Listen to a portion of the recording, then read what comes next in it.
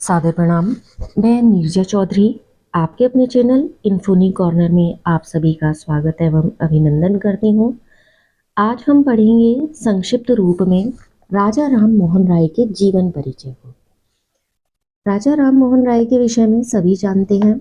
आज के टॉपिक को बहुत ध्यान से समझिएगा, सुनिएगा और इससे संबंधित एक प्रश्न आपसे जरूर वीडियो में पूछा जाएगा, जिसका उत्तर आपसे अपेक्षा है कि कमेंट बॉक्स में जरूर कीजिएगा, क्योंकि ये टॉपिक कंपटीशन से संबंधित है, परीक्षाओं से संबंधित है, तो इसे बिल्कुल कंक्रीट करके तैयार किया गया है, जो आपके लिए बहुत ही महत्वपूर्ण होगा। सबसे पहले बात करते हैं राजा राम मोहन राय। राजा राम मोहन राय का भारतीय इतिहास में बहुत बड़ा योगदान है, तो इसलिए भारतीय इतिहास के एक प्रणेता के रूप में, सुधारक के रूप में इनको जाना जाता है। राजा राम मोहन राय का जन्म होता है 22 मई 1772 को। यहाँ पर स्थान है जब राजा राम मोहन राय का जहाँ जन्म होता है वो है राधानगर, और एक ब्राह्मण परिवार से संबंधित थे, यानी इनका जन्म होता है एक ब्राह्मण परिवार में, जो बहुत ही रूढ़िवादी परिवार है, परंपराओं को मानता है और एक रूढ़िवादी परिवार है जिस परिवार में इनका जन्म होता है। राजा राम मोहन राय शुरू से ही शिक्षा में बहुत अच्छे थे, यानी कि जो इनके मानसिक स्तर था, बौद्धिक स्तर था, वो बहुत ज़्यादा अच्छा था। इनकी जो प्रारंभिक शिक्षा थी, प्रारंभिक शिक्षा प्रारंभ की गई थी, यानी कि शुरुआत में जब इन्हें शिक्षा दी गई तो उन्होंने अध्ययन किया 2 भाषाओं का, जिसमें फारसी और अरबी, ये भाषाएं थी। इन भाषाओं में उन्होंने पठन पाठन का कार्य शुरू किया, पाठन तो नहीं, पठन का कार्य शुरू किया। फिर इसके बाद जब बाद में शिक्षा निरंतर चलती रही, उन्होंने अध्ययन को आगे बढ़ाया और कुरान का, सूफी रहस्यवादी कवियों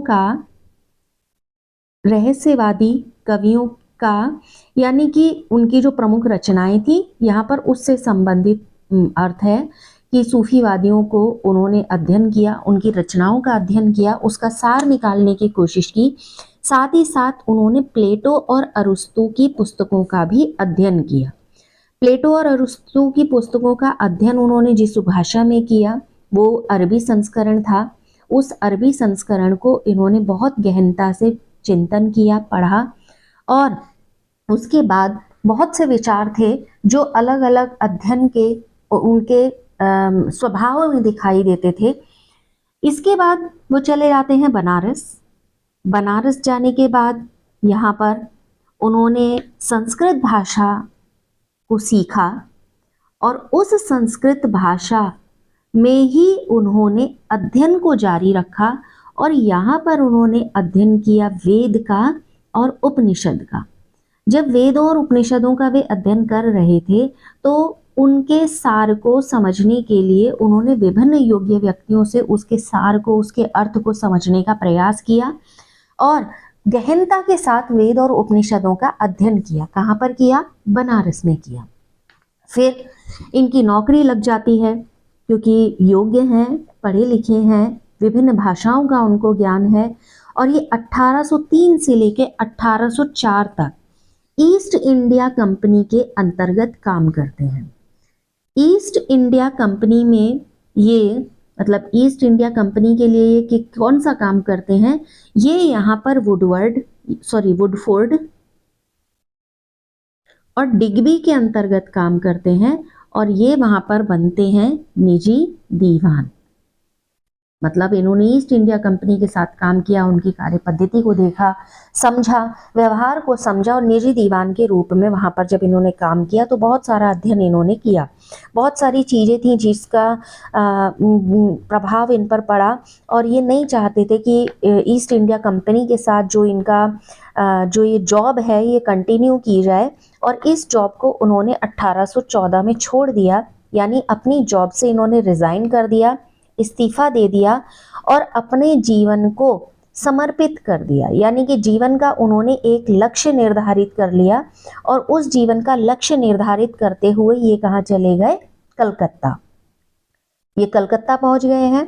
अब कलकत्ता जाने के बाद इनका जीवन का समर्पण का मुख्य उद्देश्य क्या था? वो उन्होंने ऐसा देखा कि भारत के अंदर बहुत सारी परेशानियां हैं, असमानताएं हैं सामाजिक स्तर पर, असमानताएं हैं राजनीतिक स्तर पर, और आर्थिक स्तर पर तो बहुत बड़ी असमानता की एक खाई बनी हुई है।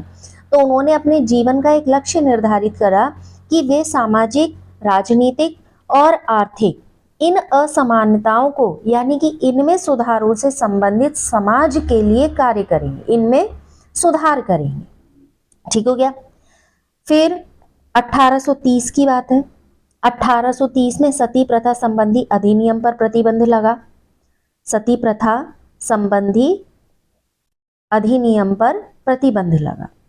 सती प्रथा संबंधी जब अधिनियम पर ये प्रतिबंध यहाँ पर आया, तो इसकी वजह से क्या हुआ, बहुत समाज में अशांति का माहौल हो गया।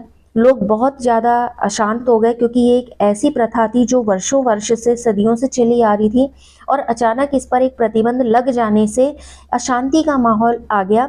और इन्होंने उस अशांति का प्रतिकार करने के फलस्वरूप ये कहाँ चले गए, इंग्लैंड चले गए। यानी कि क्रांति का इस अधिनियम का से उपजी जो अशांति थी उसका प्रतिकार किया, क्योंकि ये चाहते थे कि सती प्रथा एक कुप्रथा है और इस कुप्रथा का नाश होना ही चाहिए।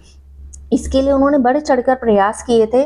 सरकार के साथ सहयोग की अपेक्षा की थी, सरकार ने सहयोग किया, और उसके बाद ये सती प्रथा संबंधी अधिनियम आया, जिसके तहत इस पर प्रतिबंध लगा दिया गया और सती प्रथा को रोकने का प्रयास किया गया। समाज को समझ में नहीं आया। समाज ने क्या किया, वहां पर इससे बहुत ज़्यादा झगड़े होने लगे, बहुत ज़्यादा लोगों में वायलेंस वहां पर क्रिएट हो गया। तो उन्होंने उसको प्रतिकारित करने के लिए ये कहाँ चले गए, इंग्लैंड चले गए।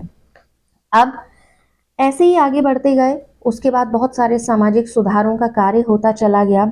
राजा है यहाँ पर, दिल्ली के मुगल सम्राट हैं। दिल्ली के मुगल सम्राट अकबर, मुगल सम्राट, दिल्ली के मुगल सम्राट हैं अकबर द्वितीय। अकबर द्वितीय की पेंशन से संबंधित बहुत सारी समस्याएं आ रही थी। जो ईस्ट इंडिया कंपनी है वो उनकी पेंशन को रेगुलरेट नहीं कर पा रही थी। पेंशन से संबंधित कुछ ऐसी शिकायतें थी जो मुगल सम्राट को थी। तो उन शिकायतों के संबंध में उन्होंने राजा राम मोहन राय से चर्चा की। तो राजा राम मोहन राय उन शिकायतों को लेकर कहाँ चले गए थे, इंग्लैंड गए थे, ताकि उनकी पेंशन संबंधी शिकायतों का समाधान किया जा सके। इस बात से मुगल सम्राट अकबर द्वितीय बहुत ज्यादा प्रसन्न हुए। उन्होंने राम मोहन को राजा की उपाधि दे दी, और उन्होंने कहा अब आप, मतलब राजा की उपाधि दे दी, और उनके नाम के आगे क्या लग गया, राजा राम मोहन राय। राजा राम मोहन राय, ये उपाधि उनको किसने दी थी, अकबर द्वितीय ने दी थी। टैगोर हैं, यानी कि रविन्द्रनाथ टैगोर ने, उन्होंने ऐसा एक विश्वास राजा राम मोहन राय पर जताया, और उन्होंने कहा कि जो आधुनिक युग है, यानी कि जो मॉडर्न एरा है, उस मॉडर्न एरा का एक चमकता हुआ सितारा है राजा राम मोहन राय। यानी एक ऐसा व्यक्ति है ये जो राष्ट्र को या जो समाज में फैली कुरीतियों को दूर करते हुए एक तारे की तरह चमक रहा है और मार्गों को प्रशस्त कर रहा है।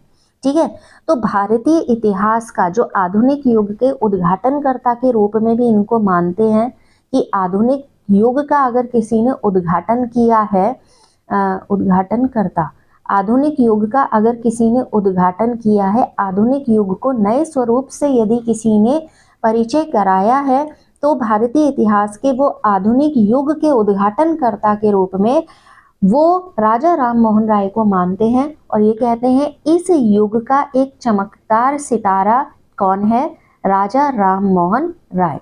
ये था संक्षिप्त परिचय राजा राम मोहन राय के जीवन से संबंधित। अगले वीडियो में संक्षिप्त रूप में ही हम पढ़ेंगे राजा राम मोहन राय के विचारों के बारे में। आप लगातार साथ बने रहिएगा, इंपॉर्टेंट क्वेश्चंस हैं। हाँ, मैं आपसे एक प्रश्न पूछना चाह रही थी। इस वीडियो में प्रश्न है कि राजा राम मोहन राय को राजा की उपाधि किसने प्रदान की थी? राजा राम मोहन राय को राजा की उपाधि किसने प्रदान की थी?